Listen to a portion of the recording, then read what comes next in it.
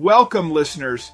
Picture this: a warm summer day, the beach alive with laughter, the sound of crashing waves, and the salty breeze filling the air. Suddenly, the peace is broken by startled whispers and gasps as strange, shimmering shapes begin to appear in the water.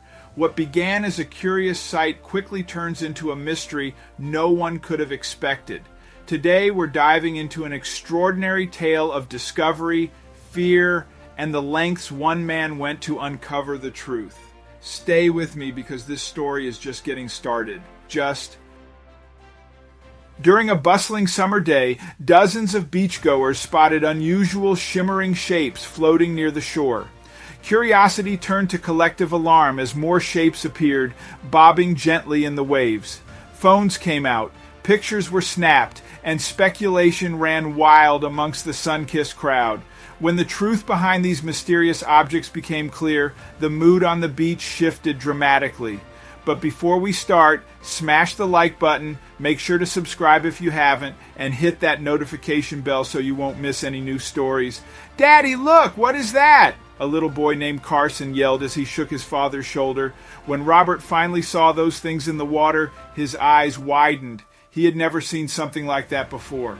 He quickly got up and looked around, searching for Katrina, his daughter.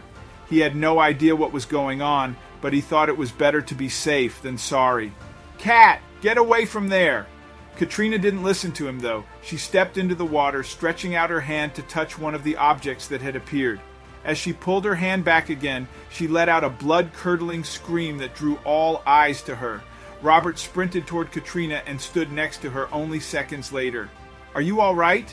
What happened?" he asked, but his daughter was crying too hard to speak, and tears streamed down her cheeks.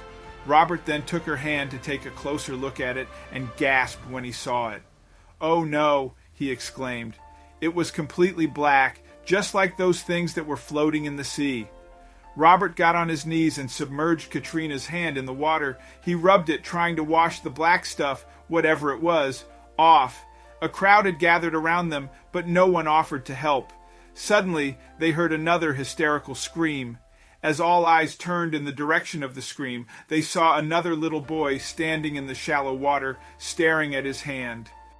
Everyone started running around, yelling at each other. Most people quickly packed their stuff and left. A few minutes later, most of the beachgoers had gone, leaving only a handful of them at the beach.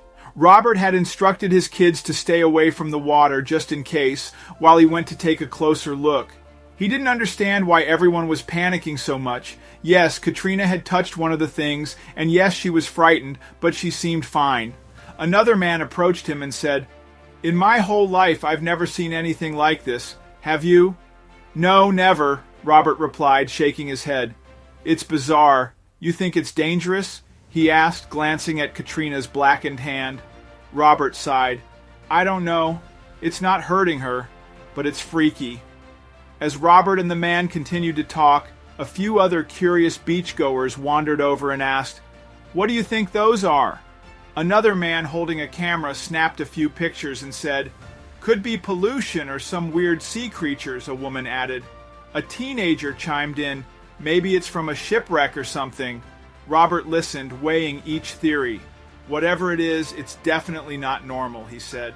They continued to brainstorm. The beach patrol showed up quickly, their vehicles skidding to a halt on the sand. Officers jumped out, setting up barriers with practiced speed. "Everyone needs to leave now," an officer barked through a megaphone. "This area is off limits." Just as the last few beachgoers were leaving, local news teams arrived, cameras and microphones at the ready. "What's happening here?" the reporters started, but the officer cut them off. "You need to leave now," he insisted. The news teams, though persistent, were turned away, left to film from a distance, capturing the growing mystery. Despite the protests, the beach was cleared with surprising efficiency. The officers maintained a strict perimeter, ensuring no one lingered. When Robert and the kids got home, Lucy was pacing by the front door. "What happened? Are you okay?" she asked, rushing to hug them. Robert nodded, reassuring her. "We're fine, but it was crazy." Lucy noticed the blackened spot on Katrina's hand and looked concerned. Robert guided them inside, promising to explain everything at the kitchen table. Robert recounted the chaotic events. He described the strange shapes in the water, the evacuation, and the lack of information from authorities. Lucy listened intently, her worry growing. Examining Katrina's hand, Lucy sighed with relief when she found no lasting harm. "Does it hurt?" she asked. Katrina shook her head. "No, Mommy, it's fine now." Lucy felt calmer, but agreed with Robert's suggestion to keep an eye on it. As the family settled in, Lucy helped the kids wash off the day's grime. The kids chattered about the strange events, their excitement still evident. Robert leaned against the doorway, relieved that the day's chaos was behind them. Over a quiet dinner, the tension eased, replaced by the warmth of family time. Later that night, Robert searched online for any news about the beach incident, but found nothing. Frustration grew as he scrolled through endless pages with no mention of the evacuation or strange objects. "How can something so big not be covered?" he muttered. Determined to uncover the truth, the next day Robert decided to revisit the beach. "I need to see if anything's changed," he told Lucy, who reluctantly agreed but warned him to be careful. Arriving at the beach, he was greeted by new restricted area signs. Ignoring the warnings, Robert crossed the barriers, driven by curiosity.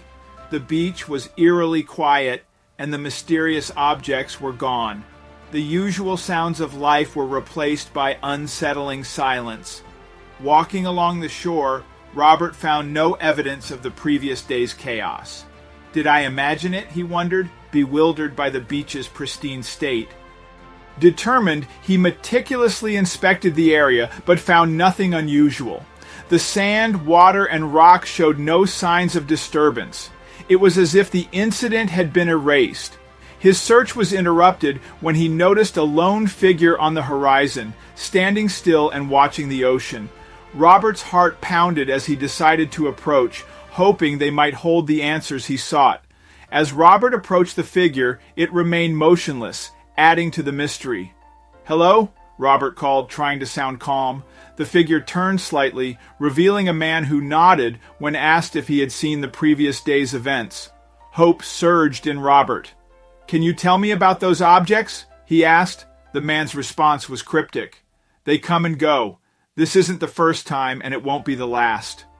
Robert pressed for clarity, but the man only warned, "Be careful. Some things are best left alone," before walking away. Frustrated, Robert tried to stop him, but the man refused to elaborate. Watching him disappear into the distance, Robert stood by the sea, the cryptic encounter deepening the mystery. "They come and go," he repeated, trying to make sense of the words. As he stared at the ocean, unease grew with each unanswered question. Back home, Robert continued his online search, but found no information. His frustration mounted. Why is no one talking about this? He wondered. Days passed, and his curiosity became an obsession.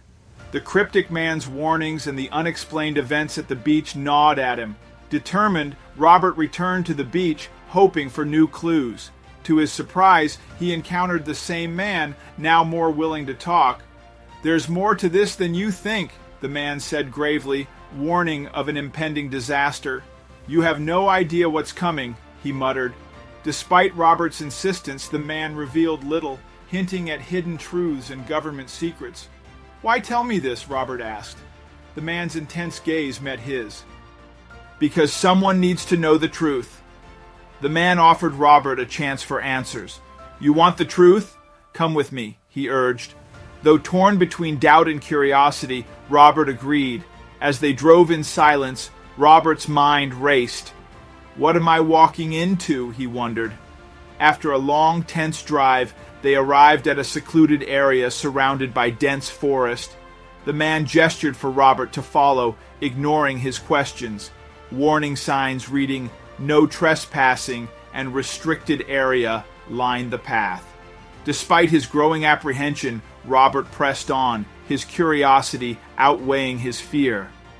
"Where are we?" Robert asked. The man's cryptic response only heightened the tension. "We're almost there." The path narrowed, the forest grew thicker, and the silence became oppressive. Finally, the man revealed his identity. "I'm with EOG Guard," he said, catching Robert off guard. Explaining further, the man described how a powerful company was illegally dumping toxic waste and harming marine life. "The black residue and objects you saw are proof," he said, determination in his voice. Robert's confusion shifted to alarm. "Why hasn't anyone stopped them?" he asked. The man sighed. "Corruption runs deep. We need undeniable evidence." Robert felt a growing sense of urgency. "What's next?" he asked. "Follow me," the man replied. They reached a hidden spot where the man activated a device, revealing a live camera feed on a screen. Robert froze as the footage showed an expanse of heavily polluted water, black and lifeless. The contrast to the pristine beach he once knew was staggering. "This is worse than I imagined," Robert muttered. The man nodded grimly. "Those tar balls in the sea, they're from illicit oil extraction, meant to be hidden but leaked by mistake." The revelation filled Robert with anger and resolve. "We need to expose this," he said firmly. The man smiled slightly. "That's why I brought you here." Armed with irrefutable evidence, Robert and the man approached the media and authorities. The footage shocked reporters, sparking widespread outrage. "We need to broadcast this immediately," one journalist exclaimed. Social media erupted with anger as people demanded accountability. Public protest gained momentum, forcing authorities to act swiftly. "An investigation is already underway," a government official announced. The oil company faced massive legal repercussions. Executives were arrested, fines were imposed, and public pressure mounted. "This is just the beginning," a prosecutor declared on live TV. Watching the news, Robert felt a surge of pride and relief. "We did it," he said to the man. "We're making a difference." The story concluded with the community restoring the beach, symbolizing hope and renewal. "We did it," Robert said, standing on the now clean shore. The man nodded, smiling. "This is what happens when people come together," he said. The community celebrated their success, planting new trees and organizing beach events. Robert watched his kids play in the sand, feeling proud. Months later, the once polluted beach had become a symbol of hope and resilience. Families strolled along the clean shoreline, and children laughed as they built sandcastles where tar balls once washed ashore. The community's efforts had turned despair into action, proving that unity could overcome even the most daunting challenges. Robert stood by the water's edge, reflecting on how far they had come. The man from EOG Guard approached, a rare smile on his face. "This isn't just a victory for us," he said. "It's a statement to the world. Change is possible." Robert nodded, pride swelling in his chest. "And it all started with a decision to act," he replied. As the sun dipped below the horizon, painting the sky with vibrant hues, Robert watched his children run through the surf, carefree and full of joy. For the first time in years, the beach wasn't just a place, it was a legacy. Together, they had proven that even the smallest steps could lead to monumental change, and the fight for a cleaner, safer world was only beginning.